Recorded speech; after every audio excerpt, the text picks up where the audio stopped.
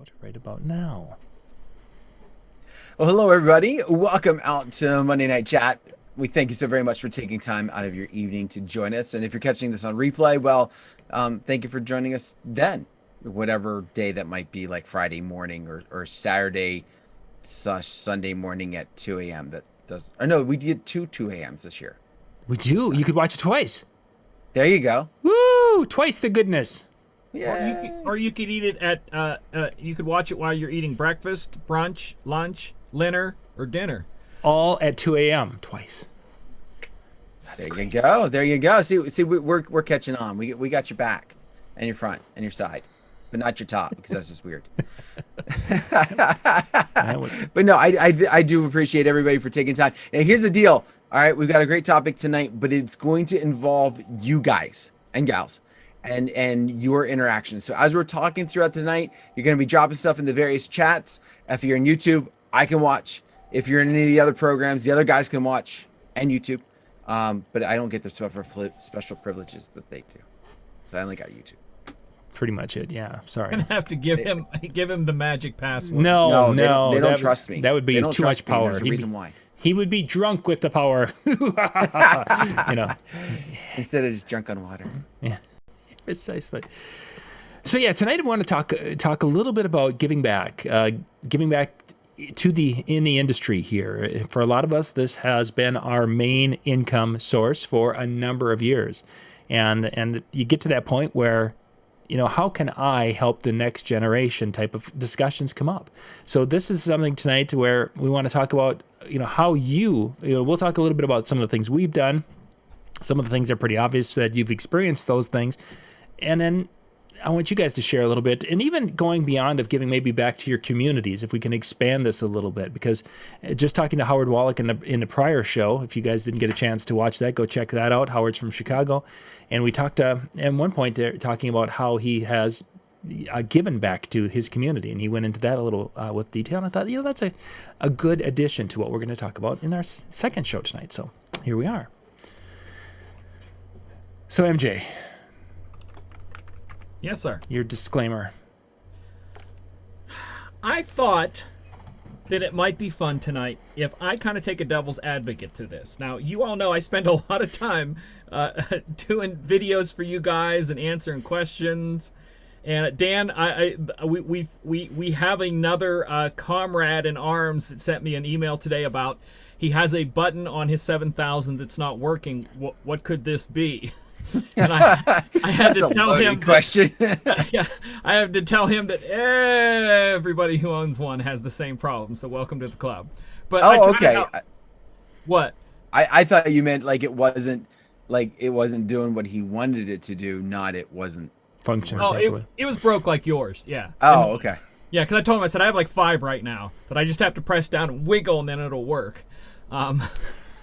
But I try to help out, but I want to take a little bit of a devil's advocate tonight of the opposite of, do you have to give back, or how far do you have to give back, or is it good enough to have one person you help, or is it okay to also not to have any?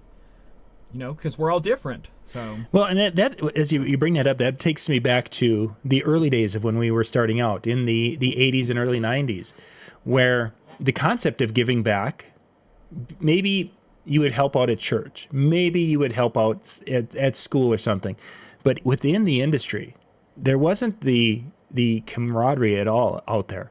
At least, I don't know many DJs that I've talked to from that era that say, "Oh yes, a group of us got together in the early '90s and we loved each other." No, it didn't happen, and that whole concept of sharing or being there for each other or training or sharing education, doing something that would help another fellow DJ was so foreign and not going to happen.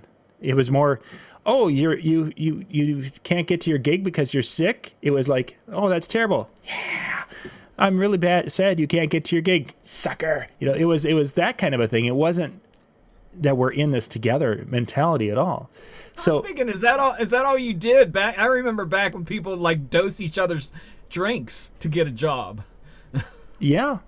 It wasn't. I mean, we never were in the same room like that, but Yeah. it was very common in throughout Minnesota that if a DJ had and you've talked about variations of this, is if a DJ was doing a bar, you'd go and undercut them, or you'd go in there and talk about how bad they were or how they couldn't do whatever. If the trash talk of other DJs, that was like business. This is operating. I hear he has a drug problem. Yeah, exactly. Yeah, What's a new drug? Yeah, I hear. Oh no, Tan! See that quality of the conversation, just It's rubbing off. going. In case you guys don't know, we have a drinking game here on the Monday Night Chat that anytime anybody talks about this person or this software, we have to take a drink. See, now I have that now for the sheer purpose of not having to say the word. On my show the other night, when I was talking about software, I just kept going, and this software. Cue cards. All right, so where do you want to take this, John? So I think let's kind of go drift back to when in our DJ time, when we actually got to the point where we were able to help someone else, where again, in my situation, there was a lot of hostility within the industry. Maybe not, but there was not friendly assistance, we'll call it that, in my situation. But for both of you, when was how far into the career were you where you had that first opportunity to be a help, an assistant, or giving back to someone, whatever? When did that opportunity arise? Was it early in your career? Was it something that didn't happen right away? Or how did those first opportunities arise? Mine was not that long ago, to be honest. It was last weekend. When did I start with you guys? No, it was maybe a little bit before that. I had a place that I did on Tuesday nights, and I would bring other DJs in to do, you just give them a chance on a Tuesday night, would split the gig or something. But other than that, I've been helped by people long before that, but I never felt that I had anything to give back. Mm-hmm. That's kind of my way. I mean, maybe I did have stuff, but I didn't feel I did until probably 2009, maybe. So I was the type of person who always kind of felt, I'm a friendly type of person, right? And, I might not be out of my way to make friends, but I like to be a friendly type of person. And so when I moved back to PA in 2003, I made friends with some of the local bar/club DJs that were local, because I kind of wanted to do that and whatnot. And the mobile side, while I knew people, it was very much like John was experiencing and talking about, where it was very cutthroat, very, you're gonna do it for $400, well, I'm gonna do it for $395, like that type of mentality. And so I had some more acquaintances, but nobody I was really trying to come alongside. And like MJ said, I really didn't feel like I had much to offer, beyond just a friendship. And so it became one of those things where if, somebody was stuck, then they might give me a call because they knew of my abilities, but that's kind of about the extent of it. And we didn't really go much beyond that with that. I feel that where I started to see the ability for me to help out was when certain Facebook groups started to come alongside. So one of the first ones, that I was aware of, was DJ idea sharing. And you can say what you want about and where it's maybe gone since then, but in the very beginning, it was one of those things where you got to see legitimate questions that were posed from all over, and oftentimes you felt like you could actually offer something. And so it was my first experience to go, oh, I actually have had experience. I might be able to help this person. And so that was probably my first inkling, for lack of better terms, that I could go anywhere with that help. Interesting. John, Interesting same question. It's interesting how the and I think for a lot of people that the connecting and interconnection within the industry came on with social media, just because we didn't have that for ourselves. Go ahead, Dan. I think within that it was a little bit easier because it was still that mentality. Like, I didn't want to help the guy down the street because I didn't want him to have an edge over me when it came to the event. However, if I could help somebody in another state, then I can be like a nice guy, and it's not going to affect my business one way or another, because there's no way that person's getting the same business I am. Mm-hmm. So I think that's also maybe what helped that social media would help that those urges to be the nice guy. And some of the early shows that we went to, one of them was probably the best early DJ convention I went to was down in Louisville.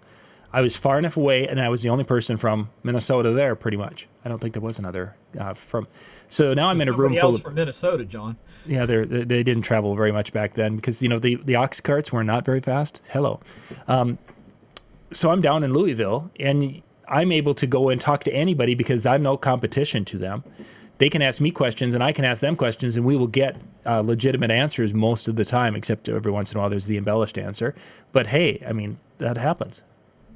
You're able to connect with people outside your market. So yeah, Dan, I definitely experienced that. Mike mentioned helping out and getting burned a couple of times. Mike, if you could just give an idea, was that something that and I want to talk about getting burned a couple of times. You mentioned that because now we're going to go back into the early 90s again. And some of my first helping of DJs within our industry were outside of my market. Specifically, this is back when we were connecting on AOL and ICQ with ICQ as an instant chat. And I was meeting DJs from around the country, and there was a couple of times where I was able to get something, and for some reason we were able to get a hold of music that some other DJs couldn't get a hold of, whether I had a subscription or whatever it was. But there were two different occasions that somebody said, hey, I need a copy of this song. Can you get the disc? Because it was only available through my music supplier at the time. And I had ordered an extra copy of the disc and shipped it off, and they were going to send a check in the mail.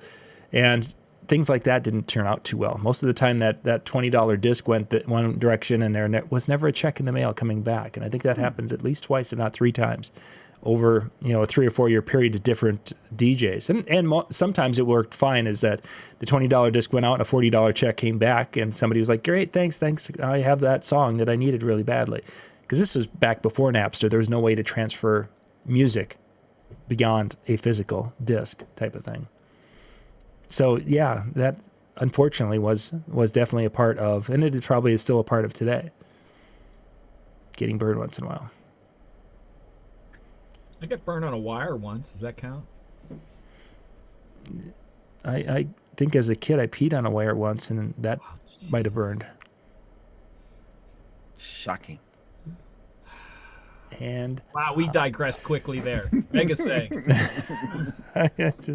Speaking of that, did you see that they have a new release today with more improvements, more controller compatibility? Oh, I'm just so excited.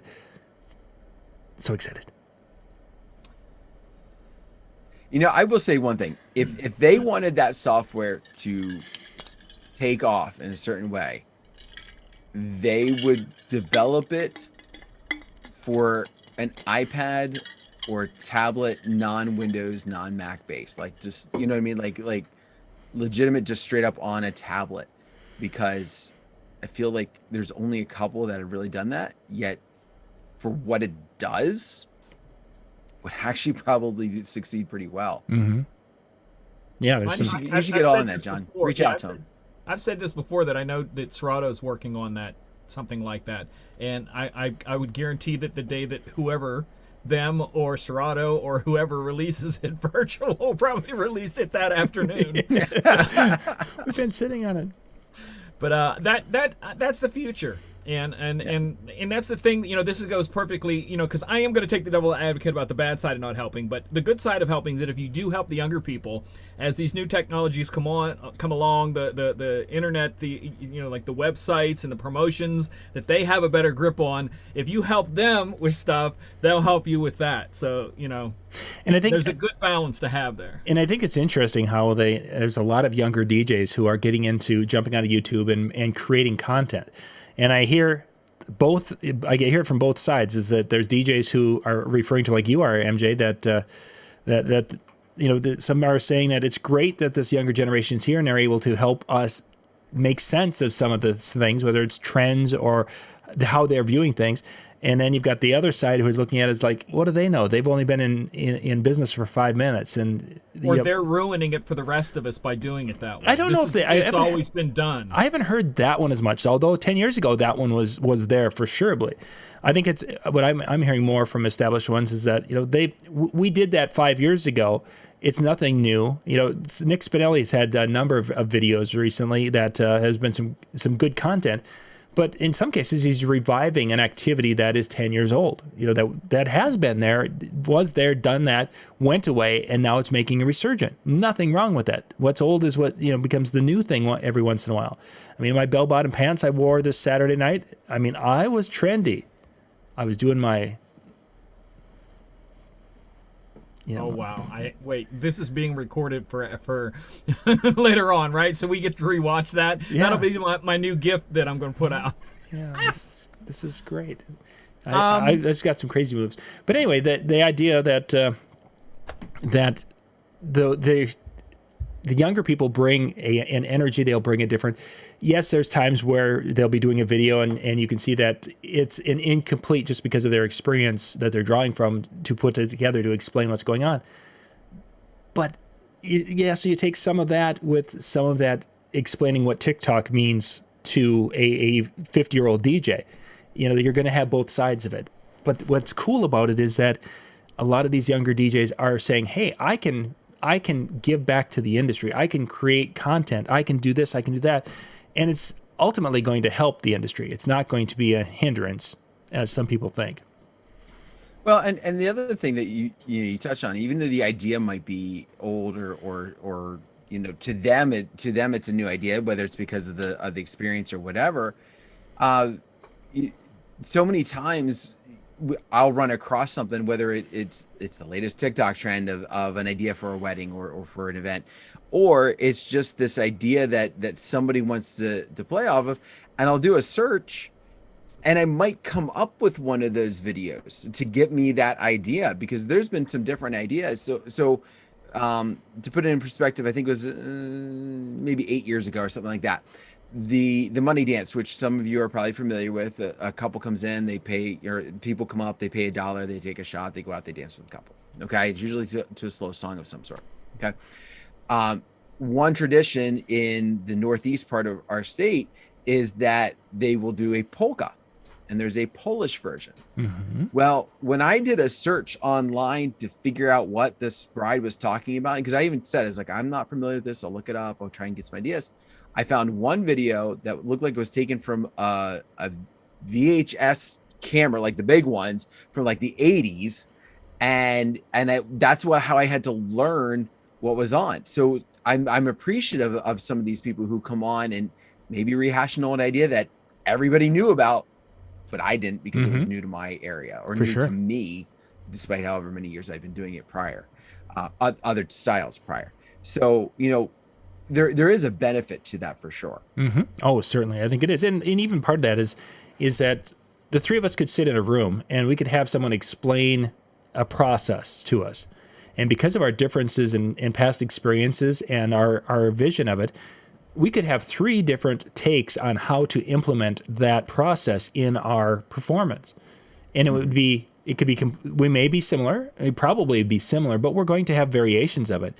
And what's kind of cool is that if we would then take that, go in the field and work that process for a year and then come back, we would probably be doing it very, very differently. And I would learn a little bit from how you did it and how Dan did it and how MJ did it. And then I could take that and make my part of that process better by utilizing that knowledge. And that's what's kind of cool about seeing that, is that every once in a while it's like, ooh, I didn't think about doing that one little part when I did it. So it's kind of cool.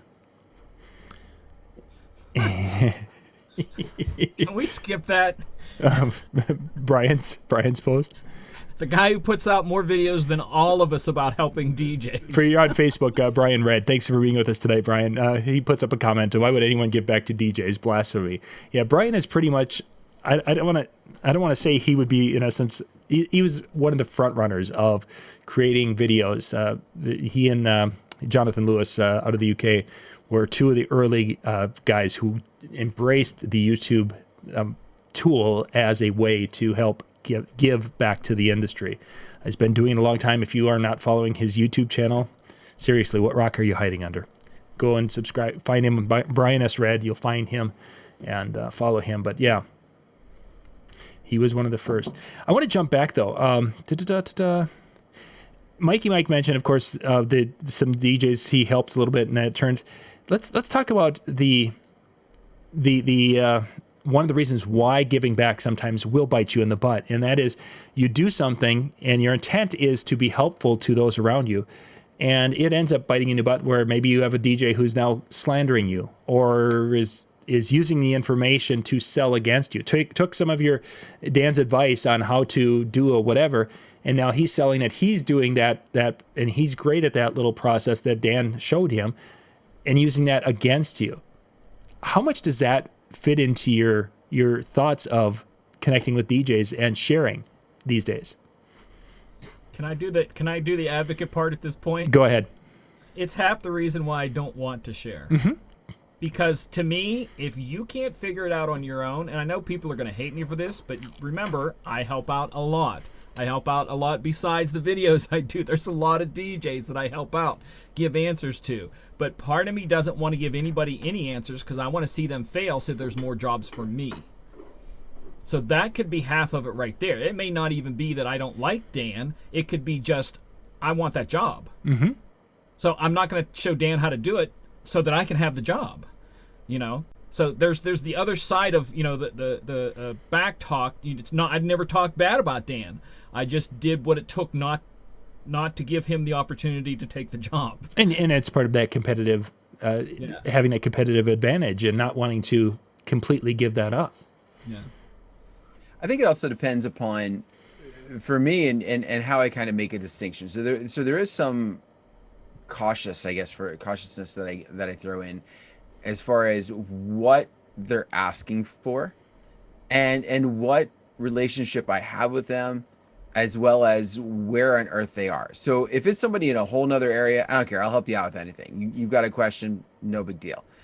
If you're in my backyard, all right, is this the first I've heard from you? You're just reaching out to suddenly ask a question. You know, this isn't like a dire need, but this is like, you know, are you being lazy? You know, is this me just trying to help somebody out? You know, because they're in a legitimate bind and I need to help them. But even some of those, like there are certain things where I want to be the good guy and I want to be able to help out, but I don't want to necessarily show all my cards. You know, I want to keep some of that back. But one of the other things that I try and keep in mind is that I'm not them. They're not me. So I can show them how to do something. I can tell them about something. I can help them so that they're not going to be made a fool. But because they're not me, they can't sell me. And so it becomes a different aspect. So some of that helping, and again, I'm talking in my field, mm-hmm. You know, MJ, with yours, I can imagine completely different type of situation potentially. But in my field, dealing mainly with weddings, it's a different story. I carry myself in a different manner than them, and so me helping them know that, hey, when you go to this venue, make sure you take this, this, and this, because if you don't, you're not going to be ready. You're going to have this type of problem or that kind of problem because this is what they have in house that you have to make sure you're using.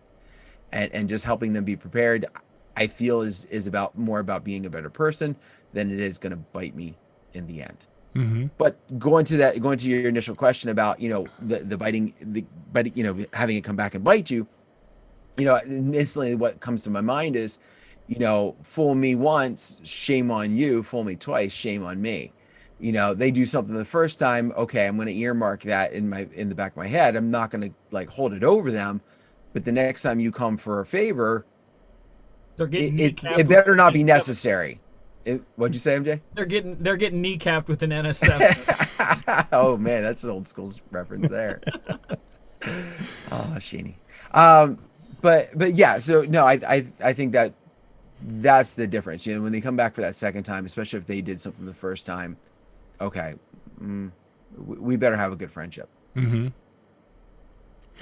I find the opposite end of that, and again, it's kind of what Dan's saying too also, but I've helped people that just keep coming back and keep coming back and keep coming back. Someone, that might need, oh, crap, I didn't download songs this month. Can you help me with a couple of them? Sure. 2 months later, hey, I didn't download any songs this month. Can you? No. And then I find out they go hit another DJ up and ask them for songs instead of just staying up with it the whole time. Mm-hmm. It's stuff like that it's like, you've got to rise and fall on your own. If you do your work and stand upright and do a good job, I will recommend you.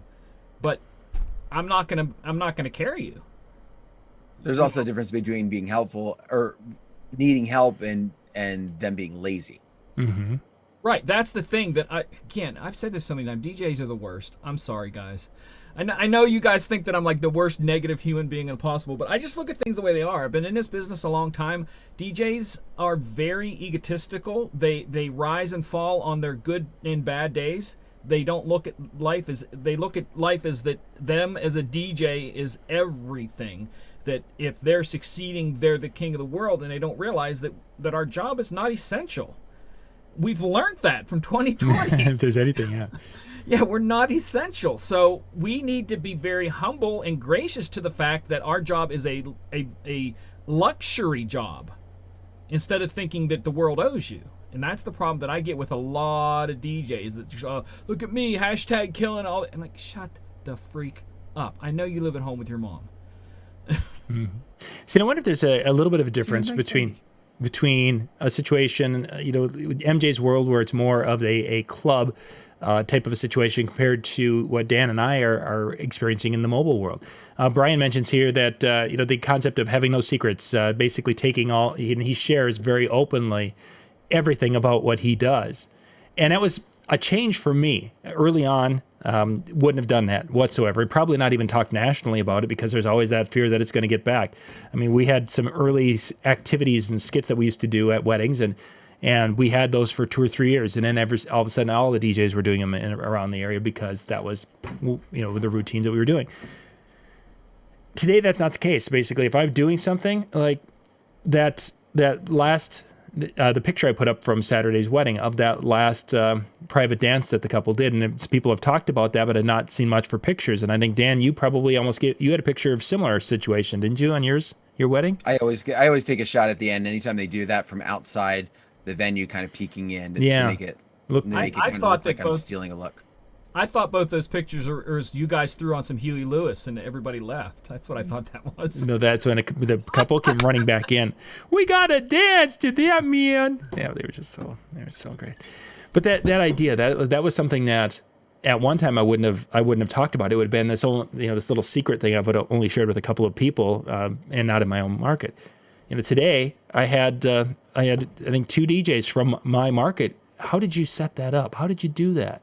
And there were other DJs who I talked to from out of my market, but it's that thing that in my situation, I don't really care if somebody goes and I can teach them something. They're going to take it, they may copy it, they may get really close to what I do, but it's not them doing it. It's still, there's me, there's my skills and ability and talent. In MJ's world, MJ has a skill and ability and talent level that surpasses most of the DJs in his market. The problem is that do the people who hire DJs in his market understand that? And are they always looking for that? Some are, some aren't. In my business, I'm at best average. Because you understand the guys and the talent that they have in this business just here in this city. I mean, every single Friday night, I bet there's 100, 150 guys out there that are better than me without even trying.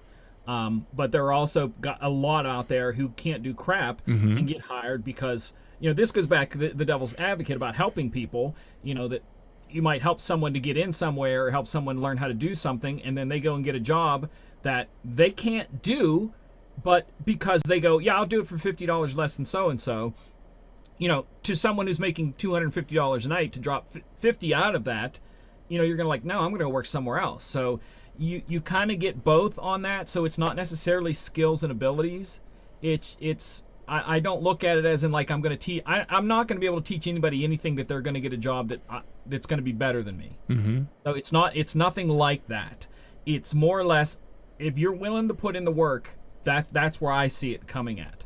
If you're willing to put in the work, absolutely help. Because again, there's nothing that I can give someone knowledge-wise in my business that is going to help them do better. It's just not. You either pick it up and learn it or you don't. It's just one of those things. It's not about talking on the mic. It's not about those special events you do. It's you mix those songs one right after another all night long, best of your ability. That's it. So it's a little different. But like I said, I tend to just go, I'm going to stand back because there's a lot of people out there that are lazy.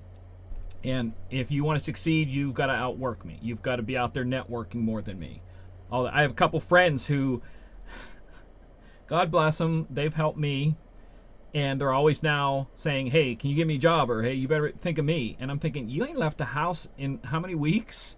You got to get out there and do what I do. You got to get out there on those nights you don't want to talk to somebody. And trust me, that's most of my nights. I don't want to talk to somebody.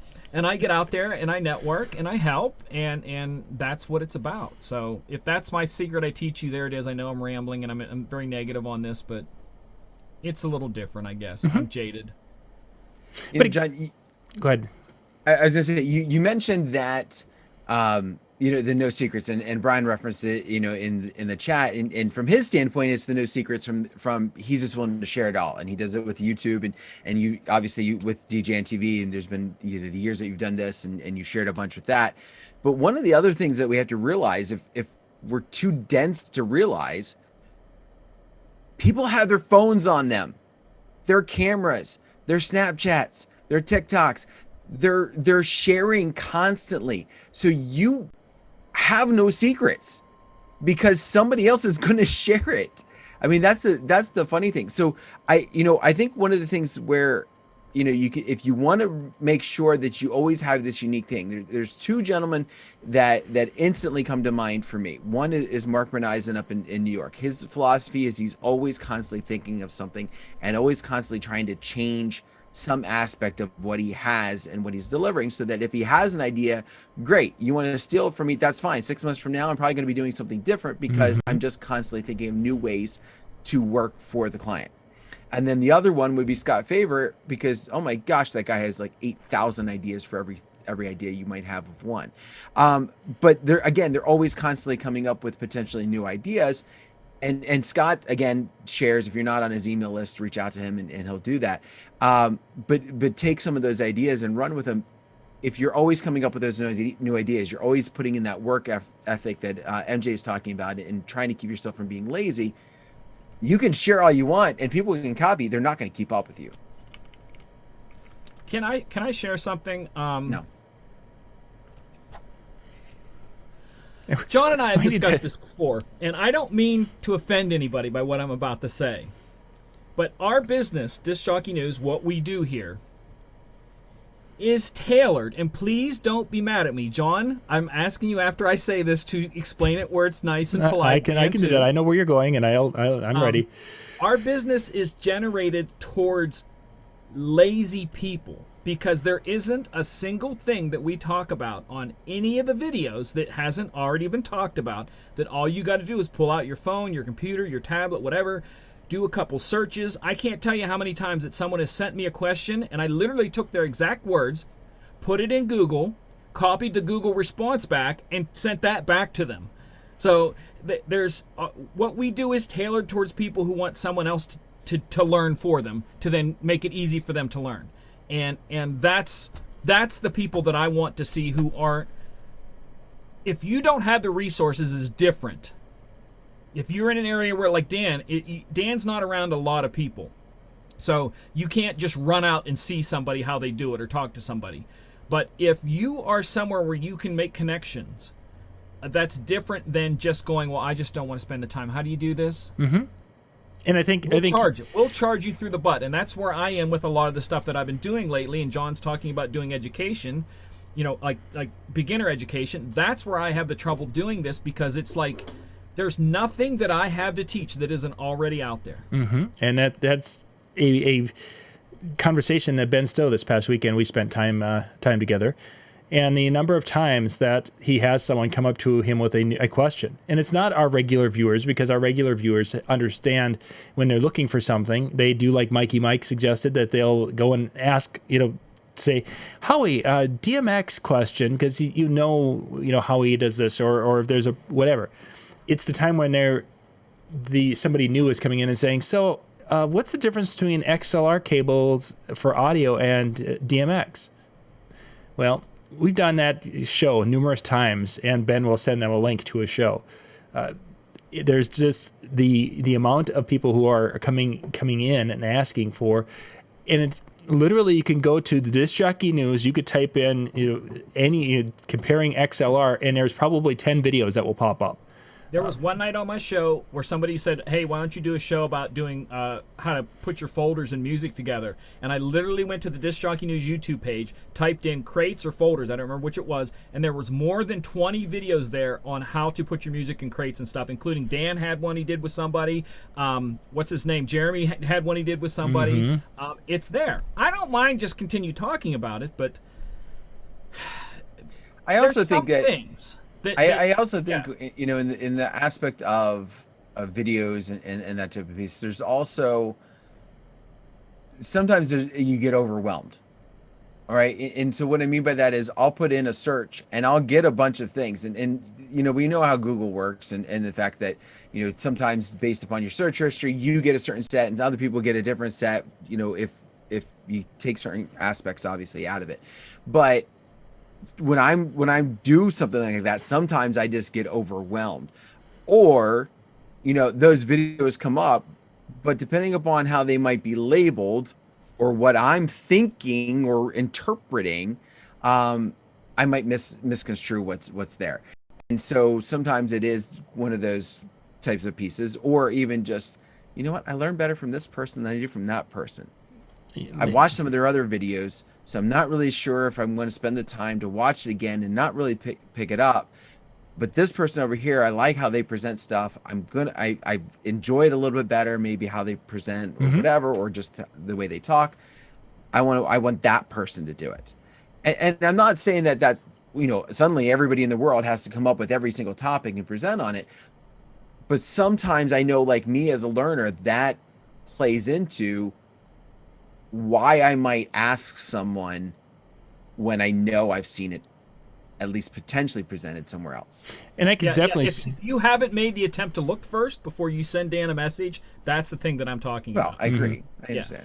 And I think you hit a great point there, Dan, with that we could all do the same presentation, all three of us, and there's going to be some people who will get something, they'll get something different out of each one, most likely, even though it would pretty much be the same thing, because some people are going to resonate with MJ's methodology of teaching, and some will with yours, and some with mine. I mean, a number of times where Brian, Brian, we're going to use this on this.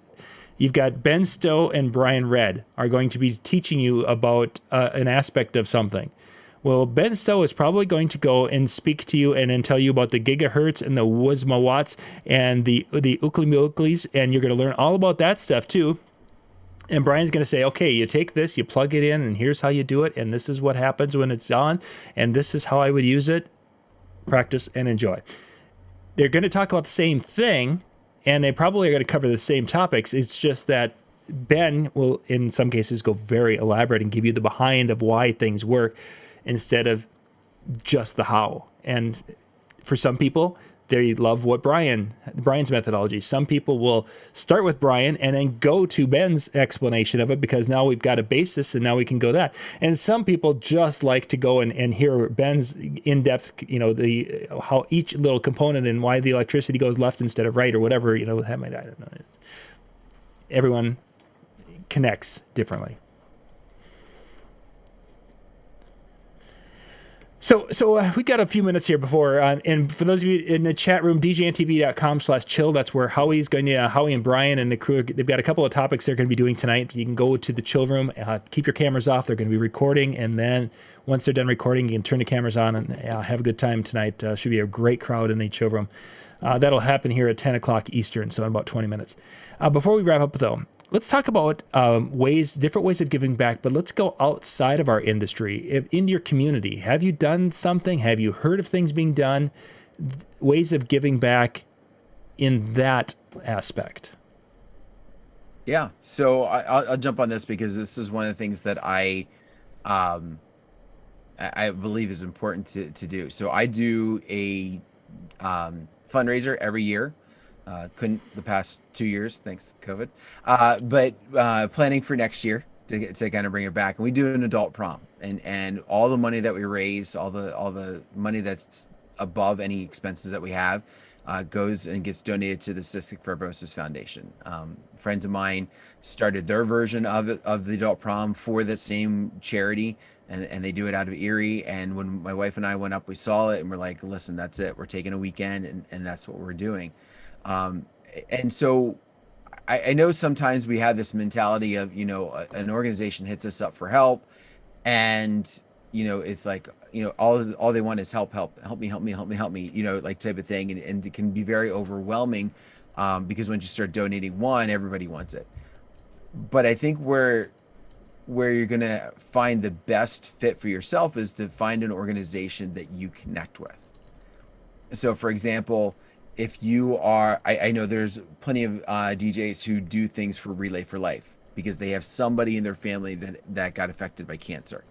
And so they donate their time to that.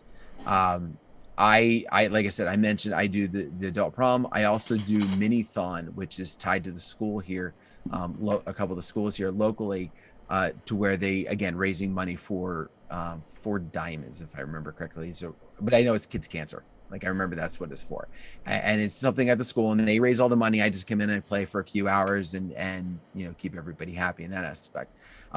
But I think if you want to give back to the community, which I think is an awesome aspect, find the organization that you believe in what their mission is, and you won't have any issue with the fact you give up an afternoon to help them out.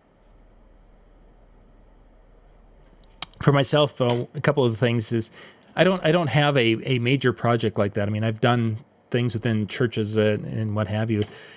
But these days, like this past weekend, I was helping a school live stream a robotics competition, using the knowledge of what we do here and taking that to that arena, helping churches getting sound systems up. I mean, we're right in the middle of swapping a sound system in the church down the road here, helping them get set up for doing live streaming and video. It was just taking the knowledge and helping them. When one of the schools was having a referendum, live streaming the referendums for them. There was another startup doing some things with another church startup that we were doing some things with.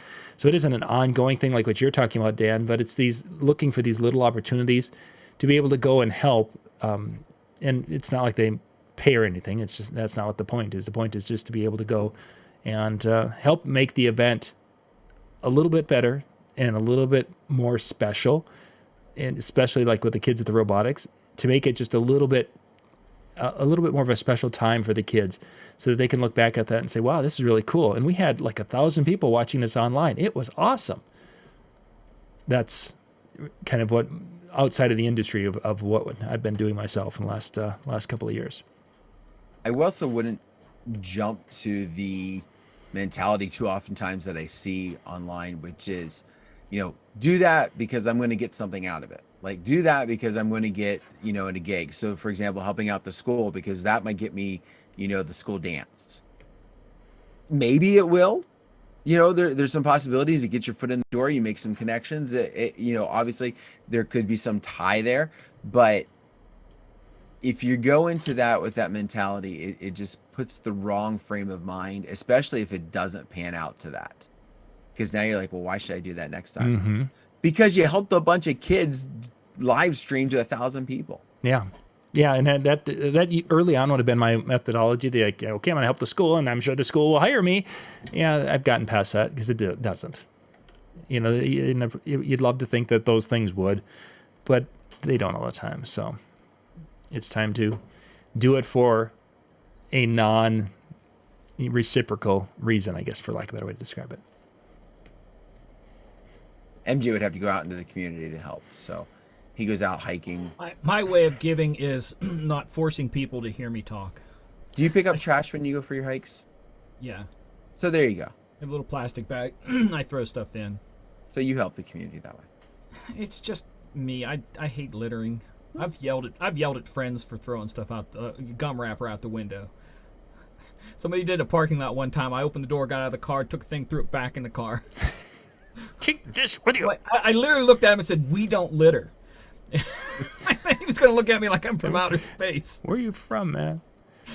I don't know. I mean, I've done a lot in my life. I haven't done any in the past couple of years, but I know there is a community in the city of Pittsburgh that is a kind of a rough community. And me and several other it was started by another DJ, would go and do Halloween party for them free. So there'd be a couple of DJs, someone brings speakers, someone brings that. We would bring in a couple performers, local church would bring people down to sing, and we'd just, the block party, and kids could come out and they had stuff to give to them and stuff like that. I mean, I don't run after it. I don't reject it either, but it's, again, me and people, so I'd just rather not. Not because I don't want to help. It's just I'm already out 3 days a week. Isn't that enough? Mm-hmm. No, and I think there's a level of capacity, and that could get into that whole introvert and extrovert.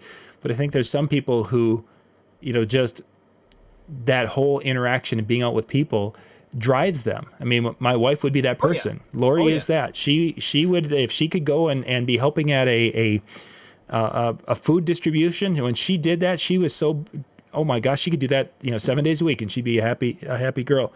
On the flip side is that if I'm out for 2 days in a row, that I have to go and smile and be friendly to people. Oh hell, that's gonna be tough. I can't do that.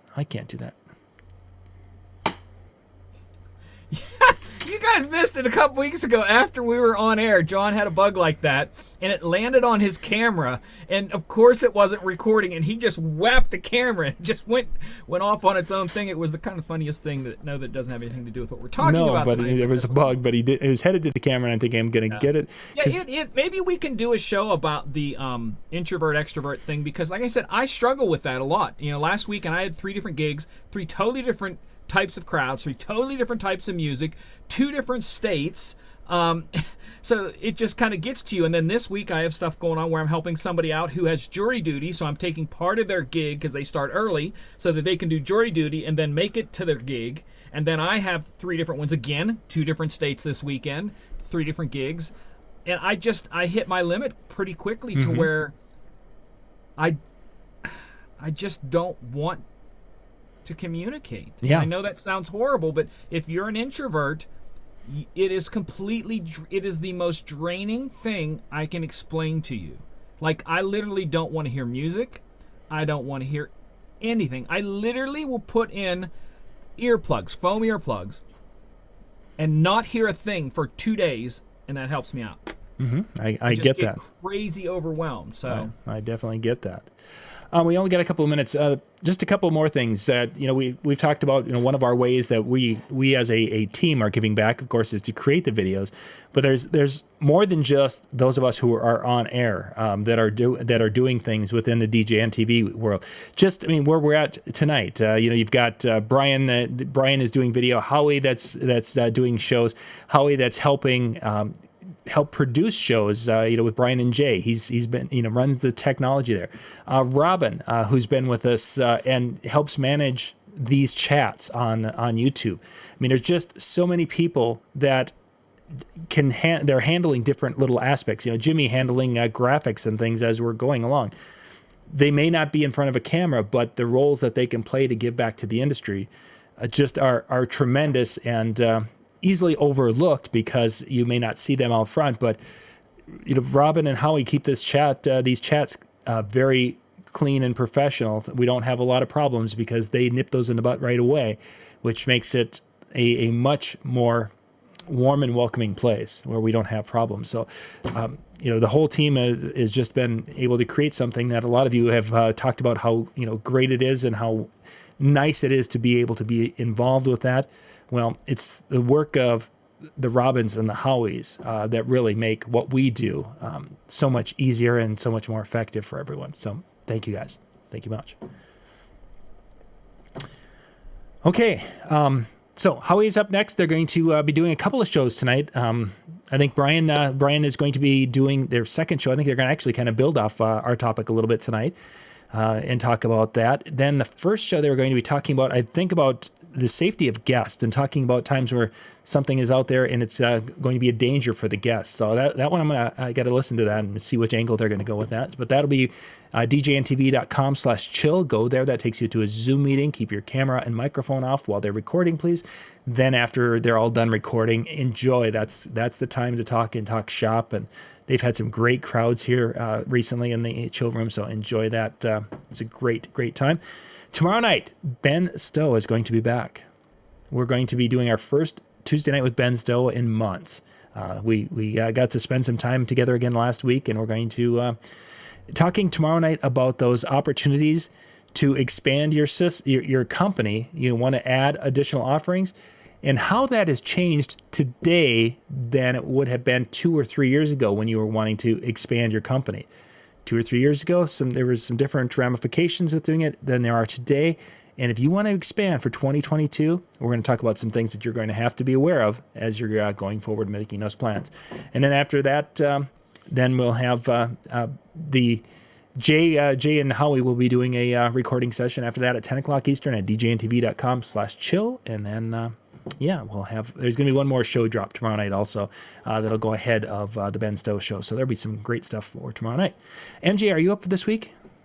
I had planned on it, but now with the helping the guy out with the jury duty thing, I don't know what my schedule is going to be. Okay. To what time he's going to get out of it to then, come and relieve me, because I'm actually going to go pick up his equipment and I'm setting everything up for him and starting out, and then whenever he can make it there. So it's kind of up in the air. Okay. So let's just hold off. We're gonna have, it's November. It's time for another virtual DJ show, and I know you guys love them. And Virtual's put out some new stuff, so look for that. Probably not this week, but next week for sure. So I know you guys like them. Excellent. I think that's about it. We're a couple of weeks away from our next virtual training night, and November 15th will be our next one. So we've got a little time, and that one's going to be talking gear that night. We're going to be digging into a lot of gear, and one of the Ben Stowe will be the keynote for that. And what we're wanting to do that night is have him go through on gain structure, how to set up your gain structure from microphone to the sound output source or device, and how to get the gain set up properly, which is something that a lot of people. When you're in the red, you're rocking. Yeah. No? Yeah, no, not so much so. No, not so much so. All right, take us home, Dan. It's time to head on out the door.